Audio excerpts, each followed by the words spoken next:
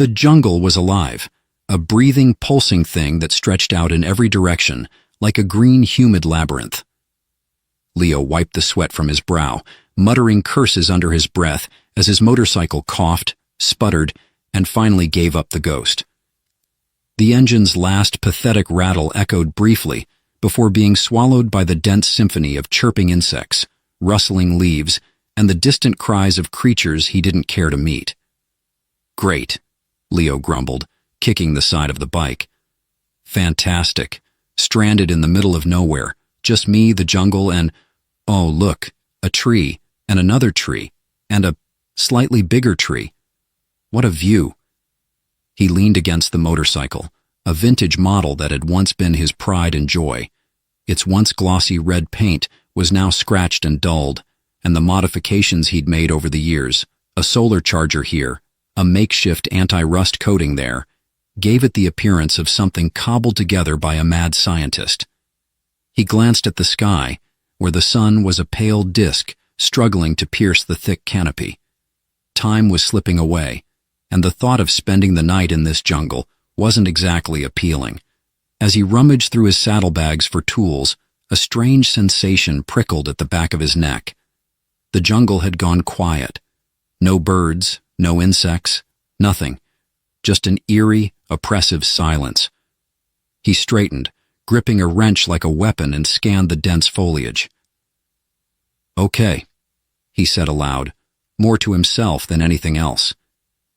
"If this is the part where some jungle monster jumps out and eats me, let's get it over with. I'm not that tasty, I promise." A rustle, then another. Something, or someone, was moving closer. Leo's heart raced, but he forced a grin. "Hey, if you're a giant snake, I've got a mean recipe for snake stew. Just saying." The bushes parted, and out stepped the most surreal sight Leo had ever seen. She was tall, statuesque, with skin the color of a twilight sky, deep blue, faintly glowing, as if she carried the stars beneath her surface. Her golden eyes glinted like molten metal, and her hair, dark and braided with shimmering threads, cascaded over her shoulders. She wore armor that looked both ancient and impossibly advanced, a mix of leather and gleaming iridescent plates that shifted colors as she moved. Strapped to her back was a long, slender weapon that hummed faintly, as if it were alive. Leo blinked. Okay, definitely not a snake. The woman tilted her head, studying him with an expression that was equal parts curiosity and amusement. "Your vehicle," she said, her voice smooth and melodic, though her accent was strange. "It is broken?" Leo stared at her, then at the motorcycle, then back at her. "Yeah. And you're, what, a roadside assistance alien?" She frowned slightly, as if processing the term. "I do not know what this roadside assistance is, but I can repair your machine." Leo raised an eyebrow. "Really? Just like that?" She stepped closer, her movements fluid and deliberate, and crouched beside the motorcycle. Her hands, slender, with faintly glowing fingertips, hovered over the engine. "Not just like that. I require something in return." "Of course you do," Leo muttered, crossing his arms. "Let me guess. My firstborn child. My soul. The secret family recipe for chili." The woman looked up, her golden eyes narrowing slightly. "I do not know what a chili is, but no. My request will come later." "Later, huh?" Leo smirked, though his mind raced. "Mysterious. I like it. Very ominous. Fine. Fix the bike and we'll negotiate your alien ransom demands later." She didn't reply, instead pulling a small metallic device from a pouch at her side. It resembled a cross between a wrench and a tuning fork, and when she activated it, a soft hum filled the air. As she worked, Leo couldn't help but watch, both fascinated and unnerved. Her hands moved with precision, almost as if she were coaxing the motorcycle back to life rather than repairing it. The engine components seemed to respond to her touch, aligning themselves in ways that defied logic. "Is that magic?" Leo asked, leaning closer. She glanced at him, her expression unreadable. "It is technology. Your machine is primitive but functional. It merely requires optimization. Primitive? Hey, I'll have you know this bike is a classic. It's got character. It has rust, she replied, deadpan. Leo laughed, despite himself. Fair point. Within minutes, the engine roared to life, smoother and louder than it had ever sounded before. Leo stared in disbelief as the woman stood, brushing her hands off with a satisfied nod. Your vehicle is repaired. Well, I'll be damned, Leo said, running a hand over the bike. You actually did it, and you didn't even have to sacrifice a goat or anything. She raised an eyebrow. Is that a common practice among your people? Leo grinned. Only on weekends. For the first time, her lips curved into a faint smile, though it was gone as quickly as it appeared. I will accompany you. Wait, what? Leo blinked. Accompany me? Where? Wherever you are going, she said simply. I must observe your kind. Leo stared at her, then at the jungle, then back at her. Okay, let me get this straight. You show up out of nowhere, fix my bike, and now you're just coming along for the ride? No explanation? No questions asked? Yes, she said, as if it were the most obvious thing in the world. Leo sighed, running a hand through his hair. You're lucky I have a soft spot for mysterious blue-skinned warrior aliens. Fine, but if you start making weird demands, I'm out. She nodded, climbing onto the back of the motorcycle with a grace that made Leo feel like a clumsy oaf. Your cooperation is appreciated. As they sped off down the jungle trail, Leo couldn't help but glance back at her. So, do you have a name, or should I just call you Blue? Kalia, she replied. Kalia, Leo repeated. Nice, I'm Leo, and just so we're clear, I'm not giving you my chili recipe. Her faint smile returned. Noted. And with that, they roared into the unknown, the jungle closing behind them like a curtain on the first act of an unexpected adventure. The jungle trail stretched endlessly ahead, its twists and turns a chaotic tapestry of roots, vines, and narrow passages that made Leo wonder if the universe had a grudge against travelers.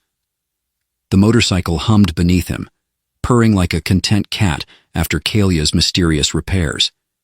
He could feel her presence behind him, a calm and unshakable energy that contrasted sharply with his own nerves. So, Kalia, Leo called over his shoulder, raising his voice above the engine's growl. You're not exactly blending in, you know. The blue skin, the armor, the whole mysterious alien warrior vibe, it's not subtle. Kalia's melodic voice replied, steady and unbothered. Subtlety is not my objective. Leo chuckled, shaking his head. Yeah, I figured that out when you materialized out of the jungle like some cosmic action hero. So, are you going to tell me what this favor is, or are we just playing the galaxy's weirdest guessing game? She was silent for a moment, and Leo could almost feel her gaze boring into the back of his head. Patience, Leo. The time is not yet right.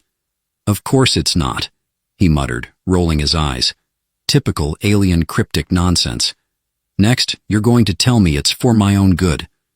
It is, she said simply, her tone making it clear she wasn't joking. Leo sighed, shaking his head as the motorcycle bounced over a particularly gnarly root. Great. I've picked up a hitchhiker who doubles as a fortune cookie. Kalia's lips quirked into the faintest smile, though Leo couldn't see it. Your humor is peculiar. Peculiar? Lady, I'm a delight. As they continued, the jungle began to thin, giving way to a sprawling savanna dotted with strange, bioluminescent plants that pulsed faintly in the dimming light. The sky above shifted from a pale blue to a rich indigo, the first stars winking into existence. Leo couldn't help but steal glances at Kalia in the mirror.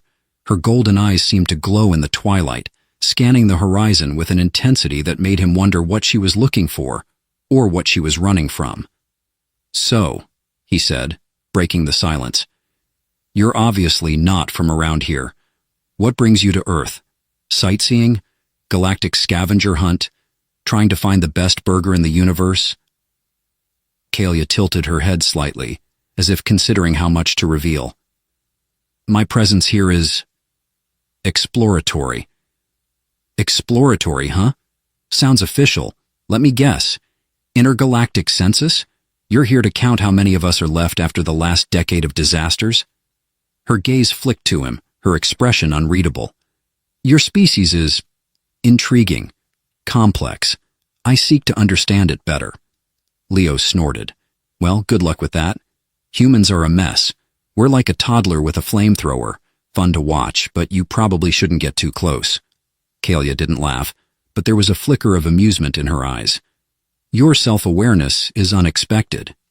Yeah, well, it's a survival skill, Leo said, steering the motorcycle around a cluster of glowing mushrooms the size of small trees. So what happens after you understand us?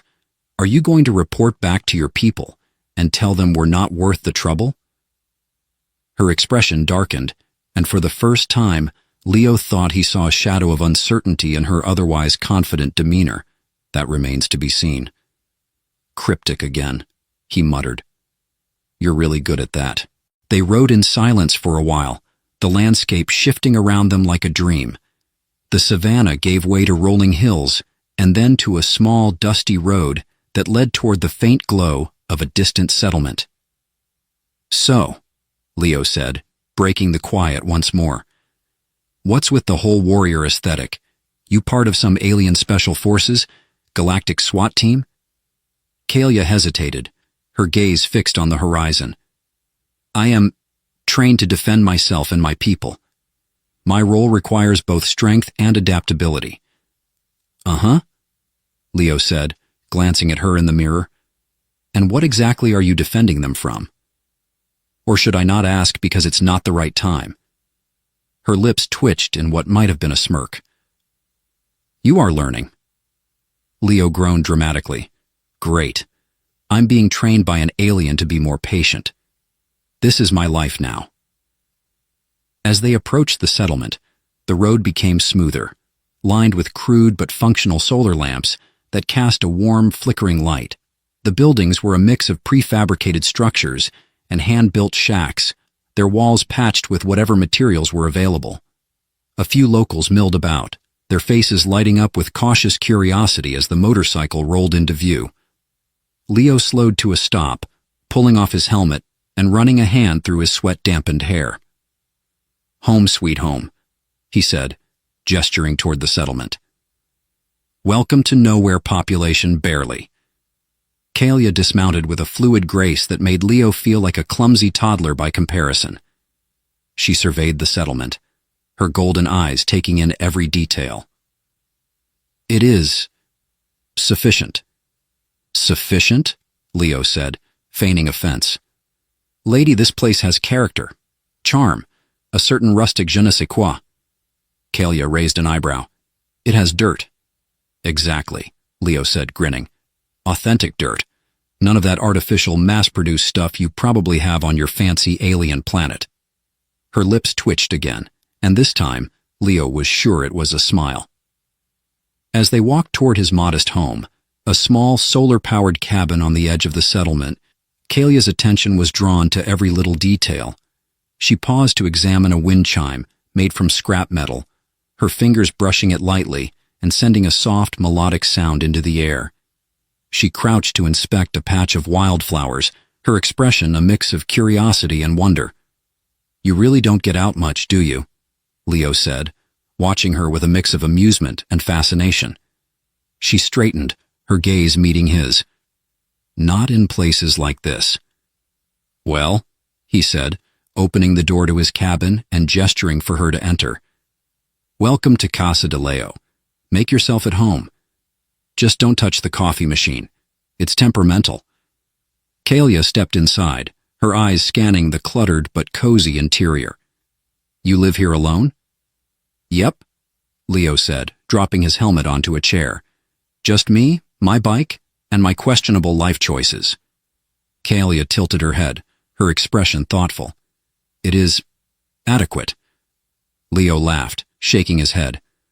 High praise coming from you. As she explored the cabin, Leo couldn't shake the feeling that his life was about to get a lot more complicated and a lot more interesting. The next morning, Leo woke to the sound of something crashing in the kitchen. His heart leapt into his throat as he bolted upright, his sleep-fogged brain conjuring images of burglars, wild animals, or worse, a malfunctioning coffee machine. "Kaelia?" he called, scrambling out of bed. "In here," came her calm reply, followed by another loud clatter. Leo stumbled into the kitchen to find Kaelia standing over his counter, holding a frying pan in one hand and what appeared to be the remains of his toaster in the other. The toaster was smoking. What are you doing?" he asked, his voice somewhere between a groan and a laugh. Kaelia turned to him, her golden eyes untroubled. "I was attempting to create nourishment. Your device is inefficient." Leo blinked at the toaster, then at her. "You tried to cook with a toaster? What were you even making?" "Eggs," she said simply, as if this were the most logical answer in the universe. Leo stared at her, then at the frying pan, which was empty save for a faint smear of yolk. He couldn't help it. He burst out laughing. Kaelia frowned, her expression one of mild annoyance. "Is this amusing to you?" "Extremely," Leo said, clutching his stomach. "You're supposed to use the stove for eggs, not a toaster. And what did the toaster ever do to you?" Kaelia set the mangled appliance down with an air of dignity. "Your culinary tools lack versatility. On my world, such inefficiency would be unacceptable."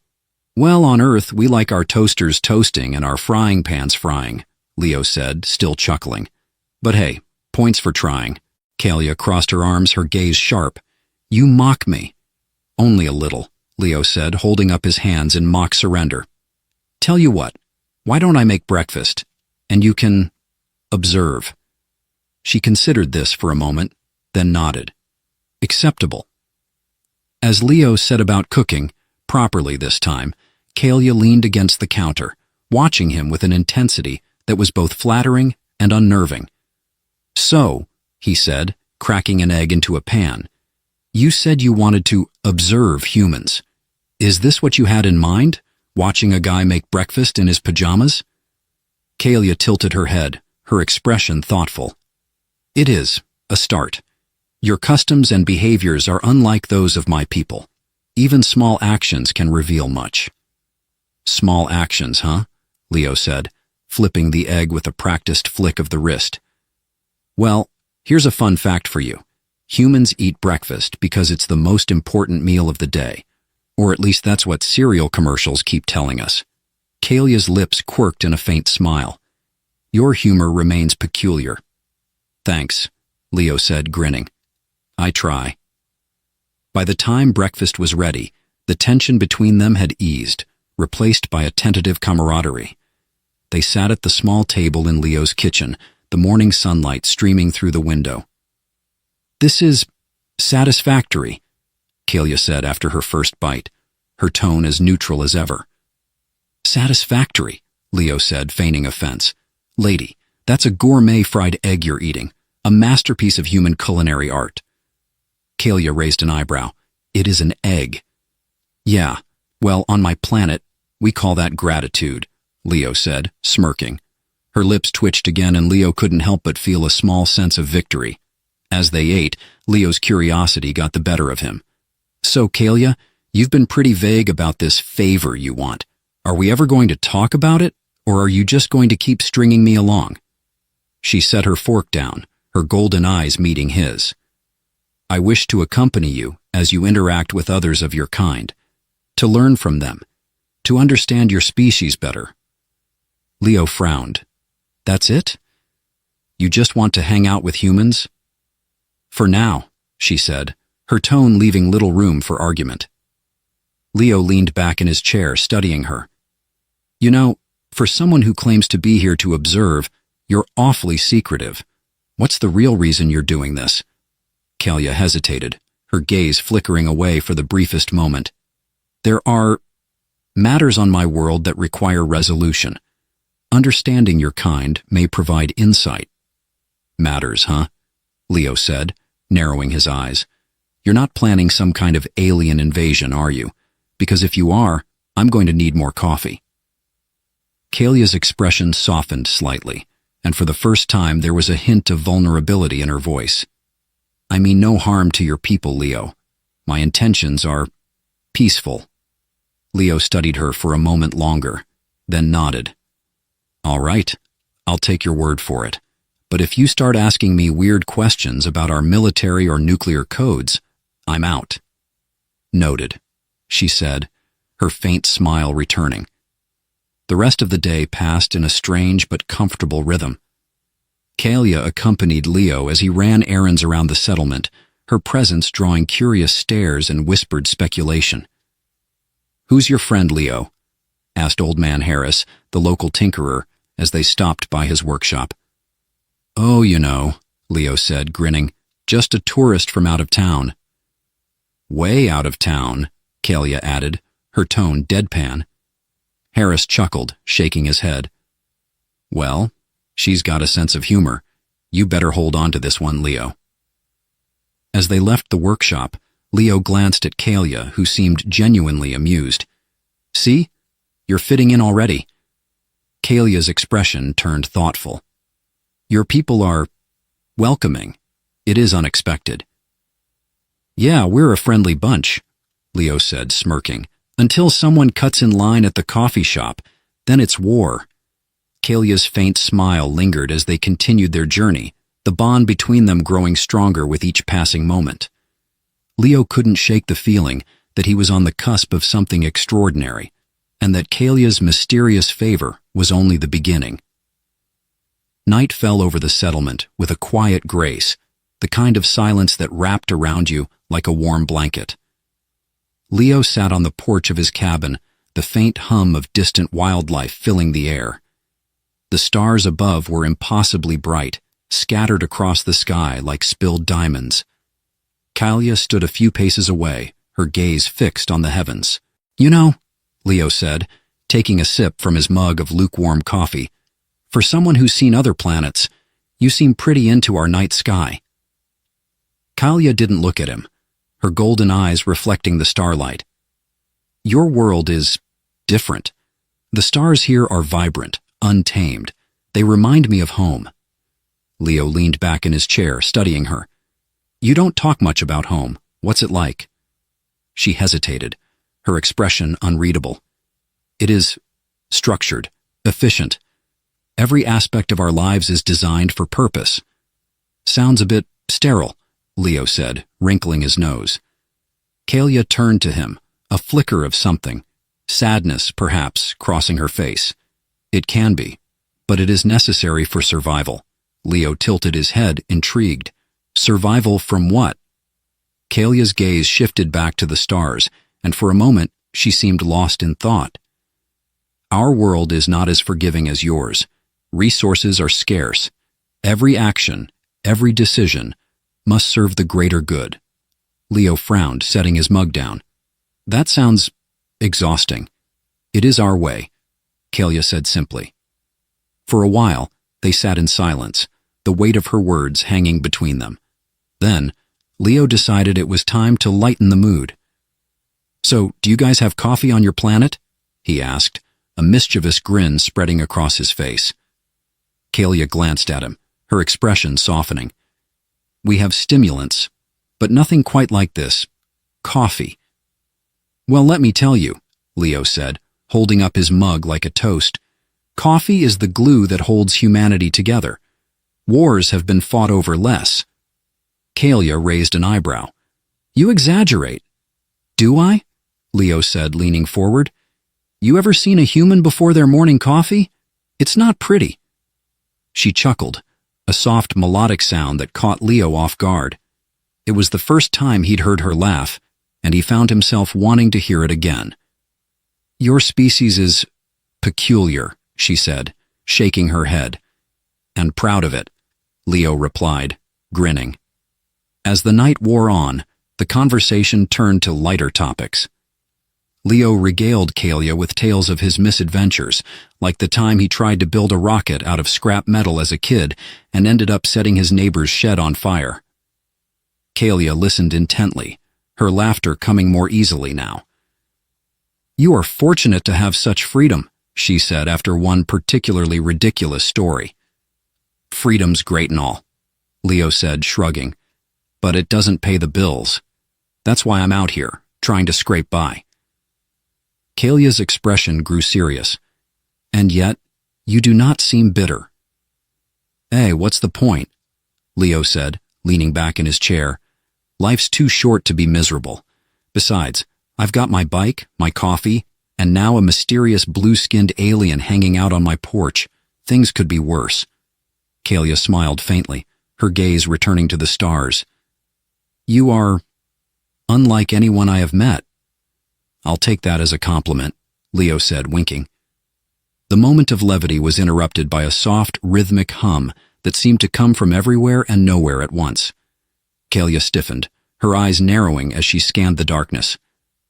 "What is it?" Leo asked, his voice low. Kalia held up a hand, signaling for silence. The hum grew louder, accompanied by a faint, pulsating light on the horizon. "Stay here," she said, her tone leaving no room for argument. "Yeah, not happening," Leo said, grabbing a flashlight and following her as she moved toward the source of the disturbance. The light led them to a clearing just outside the settlement. In the center of the clearing stood a sleek, metallic object, about the size of a car, hovering a few feet above the ground. It pulsed with an eerie, otherworldly glow, its surface shifting and shimmering like liquid metal. "What the hell is that?" Leo whispered. Kalia didn't answer. She stepped forward, her posture tense, and placed a hand on the device. The glow intensified for a moment, then dimmed. "It is a probe," she said finally, her voice quiet. "A probe?" Leo said, his eyes widening. "Like an alien probe? From your people?" Kalia nodded, her expression grim. "It appears they have been monitoring my activities." "Great," Leo said, throwing up his hands. "So now we've got alien Big Brother watching us? That's just fantastic." Kalia ignored his sarcasm, her attention focused on the probe. She pressed her palm against its surface and a series of symbols appeared, glowing faintly. "What are you doing?" Leo asked, stepping closer. "Accessing its data," she said, her tone clipped. The symbols shifted and rearranged themselves, forming a pattern that seemed to make sense only to Kalia. After a moment, she stepped back, her expression unreadable. "What did you find?" Leo asked, his curiosity piqued. Kalia hesitated, then said, "They are concerned about my presence here. They believe I am compromised." "Compromised?" Leo said, frowning. "What does that mean?" "It means they may attempt to retrieve me," she said, her voice tinged with worry. Leo stared at her, the weight of her words sinking in. "Retrieve you? Like, take you back to your planet? Against your will?" Kalia didn't answer, but the look in her eyes was all the confirmation he needed. "Well, that's not happening," Leo said firmly. Kalia turned to him, surprised. "You would defy them? For me?" "Damn right I would," Leo said, crossing his arms. "You're not some lab rat for them to poke and prod. You're Kalia, and as far as I'm concerned, you're staying right here." Her expression softened, and for a moment, she looked almost vulnerable. "Thank you, Leo." "Don't mention it," he said, flashing her a grin. "Now, let's figure out how to deal with this thing before it starts sending postcards to your planet." Kalia nodded, a hint of a smile on her lips. Together they set to work, the bond between them growing stronger with each passing moment. The next morning, Leo was elbow-deep in the probe's guts, or what he assumed were its guts, while Kalia stood nearby, arms crossed, her golden eyes watching his every move. "I don't know how you talked me into this," Leo muttered, holding up a tool that resembled a cross between a wrench and a tuning fork. "I'm a mechanic, not a whatever this thing needs. An alienologist?" "Your improvisation is adequate," Kalia said, her tone neutral. Leo glanced at her, raising an eyebrow. "Adequate? Wow, don't overwhelm me with praise." Kalia's lips twitched, but she said nothing. The probe lay on the ground between them, its once glowing surface now dull and inert. They'd managed to disable it the night before, but Kalia insisted it needed to be dismantled entirely to prevent it from sending any more signals. "All right," Leo said, wiping sweat from his brow. "This thingamajig is officially detached from the glowy what's-it." Kalia crouched beside him, examining his handiwork. "You disconnected the quantum relay. That will prevent it from transmitting further." "Quantum relay," Leo repeated, shaking his head. "You aliens don't mess around, huh?" Kalia glanced at him, her expression softening. "It is a precaution. My people value control above all else." "Sounds exhausting," Leo said, leaning back on his heels. "I mean, don't get me wrong, control's great when you're trying to keep a motorcycle from careening off a cliff, but living your whole life like that? No thanks." Kalia's gaze grew distant, as if she were seeing something far away. "It is all I have known." "Well," Leo said, flashing her a grin, "welcome to Earth, where chaos is part of the charm." She smiled faintly, but the moment was short-lived. A low mechanical whirring filled the air, and both of them froze. "What now?" Leo groaned, looking around. Kalia's expression darkened. "Another probe. They are persistent." Leo stood, his heart pounding. "You're kidding me. How many of these things are out there?" "Enough," Kalia said grimly. The whirring grew louder, and a second probe appeared, hovering just above the treetops. Unlike the first, this one was larger and bristling with what looked suspiciously like weapons. "Oh, great," Leo said, throwing up his hands. "Now they're sending the Deluxe model." Kalia stepped forward, her posture tense. "Stay behind me." "Yeah, no argument there," Leo said, retreating a few steps. The probe descended into the clearing, its metallic surface gleaming in the sunlight. A beam of light shot out from its underside, scanning the area. When it landed on Kalia, the probe emitted a series of sharp mechanical clicks. "It has identified me," Kalia said, her voice tight. "Fantastic," Leo said, his sarcasm barely masking his fear. "What's the plan, fearless leader?" Kalia didn't answer. Instead, she raised her hand, and a small, spherical device materialized in her palm. "Whoa, whoa, whoa," Leo said, holding up his hands. "What's that? And why does it look like a grenade?" "It is an EMP," Kalia said calmly. "Of course it is," Leo muttered. Kalia pressed a button on the device, and it began to hum softly. The probe reacted immediately, its weapons activating with a menacing hiss. Kalia?" Leo said, backing away. "You might want to hurry up." Kalia threw the EMP with precision, and the moment it made contact with the probe, a wave of energy rippled through the air. The probe's lights flickered and died, and it crashed to the ground with a resounding thud. Leo stared at the smoking wreckage, his heart racing. "Okay, that was impressive. Terrifying, but impressive."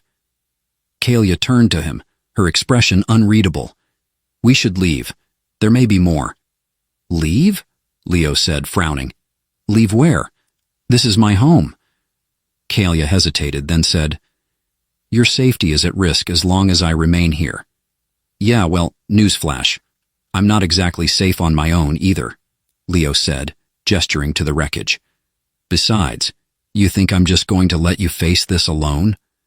Kalia's gaze softened, and for a moment she looked almost vulnerable. "You are unusual, Leo." "I get that a lot," he said, grinning. "Now come on. If we're leaving, we're doing it my way." Kalia followed him back to the cabin, where Leo began packing supplies into the saddlebags of his motorcycle. "You're bringing the bike?" Kalia asked, raising an eyebrow.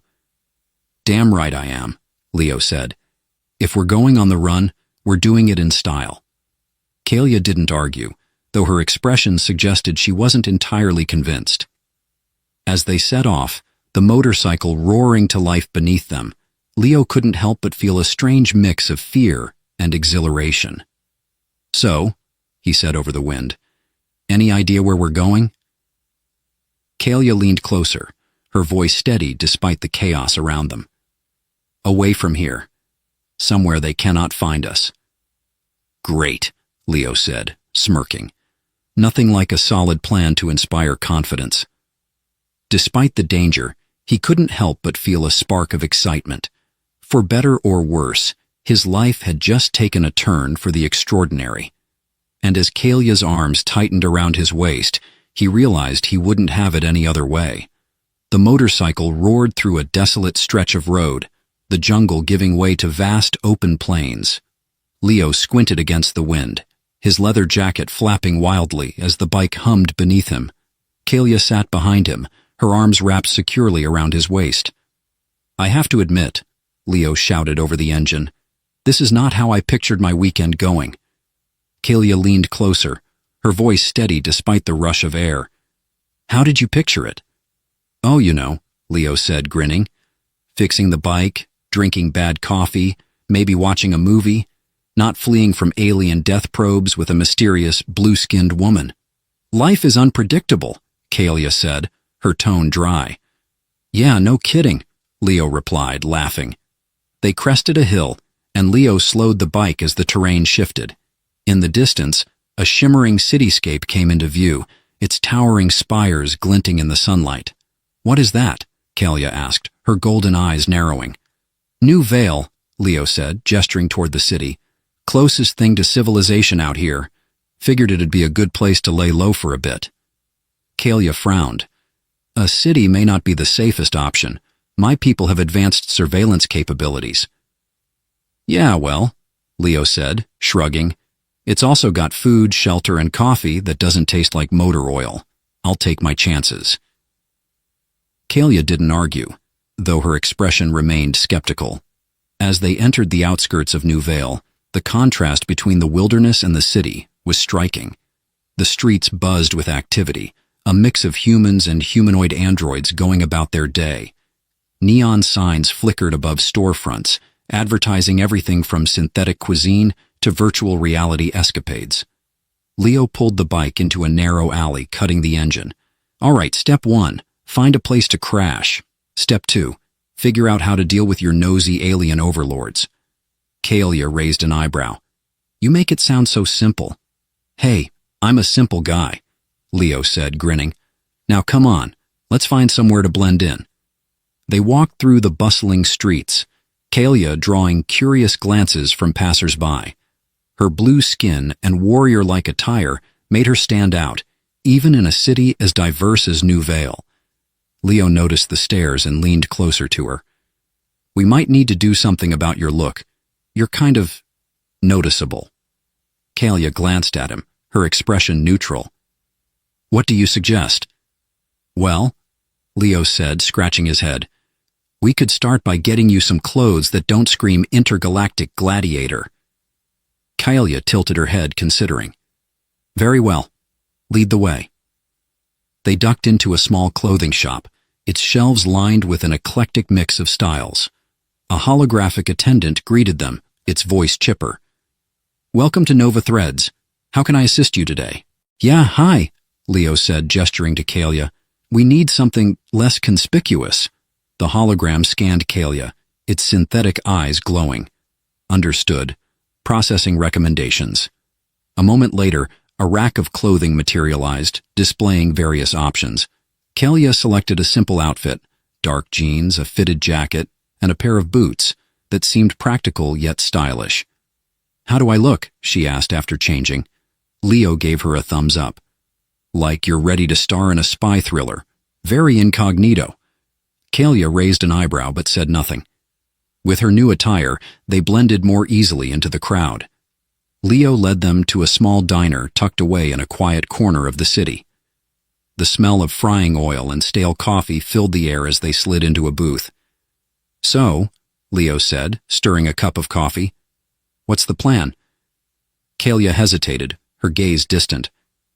"I need to contact someone. An ally." Leo frowned. "An ally? You mean someone from your planet?" She nodded. "There is a faction that opposes the current regime. They may be able to help." "Great," Leo said, leaning back. "So how do we get in touch with these rebel types? Smoke signals? Carrier pigeon?" Kalia gave him a flat look. I require a quantum communicator. Right, Leo said, rubbing his temples, because that's a totally normal thing to have lying around. Kalia's lips twitched, and for a moment it looked like she might smile. It is not uncommon in a city like this. We must locate one. Well, Leo said, finishing his coffee, guess we'd better start looking. Their search led them to the underground market, a labyrinth of stalls and vendors selling everything from black market tech to dubious pharmaceuticals. The air was thick with the hum of machinery and the scent of ozone. Leo stuck close to Kalia, his eyes darting around nervously. This place gives me the creeps. It is efficient, Kalia said, her tone matter-of-fact. Efficiently creepy, Leo muttered. After some haggling with a shady vendor, a wiry man with cybernetic arms, they acquired a battered quantum communicator. Kalia examined it closely, her expression unreadable. Will it work? Leo asked. Kalia nodded. It will suffice. Great, Leo said, clapping his hands. Now let's get out of here before we end up on someone's missing persons list. Back at their temporary hideout, a dingy motel room on the edge of the city, Kalia set up the communicator. The device emitted a soft hum as she activated it, a series of glowing symbols appearing on its surface. Who are you calling? Leo asked, leaning against the wall. A trusted ally, Kalia said, her focus on the device. The communicator crackled, and a voice, deep and resonant, filled the room. Kalia, it has been some time. Rendak, Kalia said, her tone steady. I require your assistance. Leo watched the exchange, feeling both intrigued and out of his depth. As Kalia explained their situation, Leo couldn't help but crack a joke. So, does this guy do house calls, or is it more of a meet-you-in-a-dark-alley kind of deal? Kalia shot him a look, but there was a hint of amusement in her eyes. By the time the call ended, it was clear their journey was far from over. But for the first time, Leo felt a glimmer of hope. Whatever lay ahead, they would face it together. The final leg of their journey began under a twilight sky, the horizon painted in hues of violet and gold. Leo adjusted his grip on the handlebars of his motorcycle, the machine humming with a steady, comforting rhythm. Behind him, Kalia was quiet, her arms loosely draped around his waist. The air between them felt different now, not heavy with unspoken questions, but lightened by an unspoken understanding. I hope your buddy Rendak's plan doesn't involve us getting vaporized, Leo said, breaking the silence. Kalia's voice was calm, almost amused. He assured me it does not. Well, that's reassuring, Leo replied, smirking, because I've grown kind of attached to this whole being alive thing.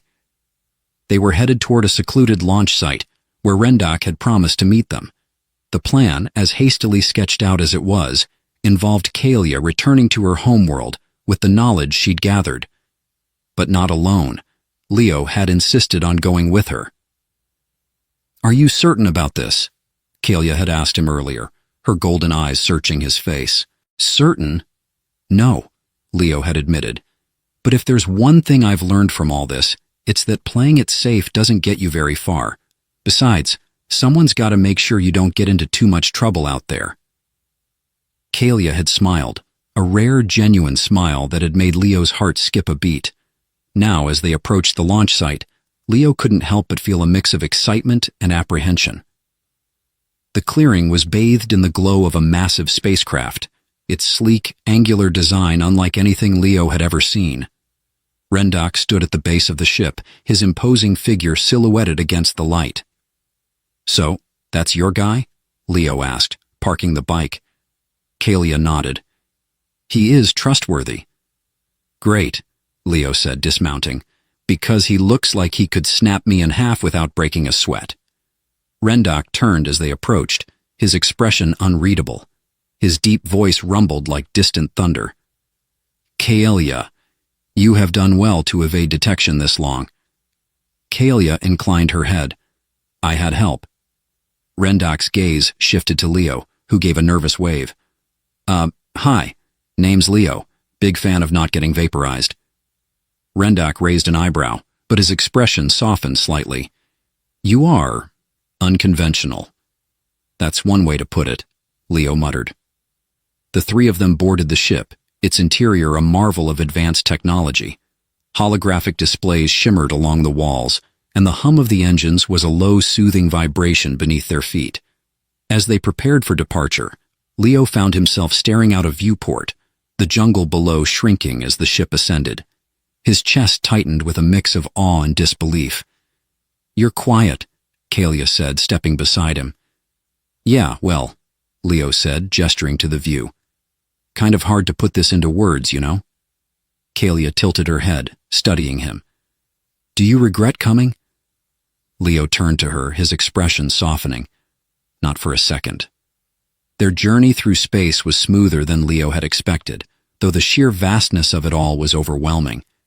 He spent most of the time marveling at the view, while Kalia and Rendak discussed their next steps. Kalia's homeworld, Sirathis, came into view after what felt like both an eternity and no time at all. The planet was a swirl of blues and silvers, its surface dotted with towering cities and sprawling landscapes. As they descended, Leo couldn't help but crack a joke. So, do I need a passport for this, or is being a stowaway good enough? Kalia chuckled softly. You will be my guest. That is all the permission you require. The landing was smooth, and they were greeted by a small group of Sirathians. Kalia's presence drew immediate attention, and it was clear she was both respected and scrutinized. Over the next few days, Leo found himself immersed in a world that was both alien and strangely familiar. The Sirathians were curious about him, their questions ranging from the practical, what is your planet's primary energy source, to the absurd, is it true that humans consume roasted beans for energy? Leo took it all in stride, his humor serving as a bridge between their vastly different cultures. Kalia, meanwhile, seemed lighter, freer. The burden she had carried for so long was beginning to lift, and Leo couldn't help but feel proud of her. One evening, as they stood on a balcony overlooking the city, Kalia turned to him. You have changed me, Leo. He raised an eyebrow. For better or worse? She smiled, her golden eyes glowing softly. For the better. Well, that's a relief, Leo said, grinning, because you've changed me too. Kalia's expression grew serious. I must warn you, life here will not be easy for you. My people are not always welcoming to outsiders. Hey, Leo said, shrugging. If I can survive alien death probes and quantum relays, I think I can handle a few dirty looks. Kalia laughed, a sound that was rare but beautiful. As the days turned into weeks, Leo found his place on Sirathis, helping Kalia bridge the gap between their worlds. Together, they began to build something new, a partnership that was equal parts chaos and harmony. And while the road ahead was uncertain, Leo knew one thing for sure. He wouldn't trade this adventure for anything. For the first time in his life, he felt truly alive.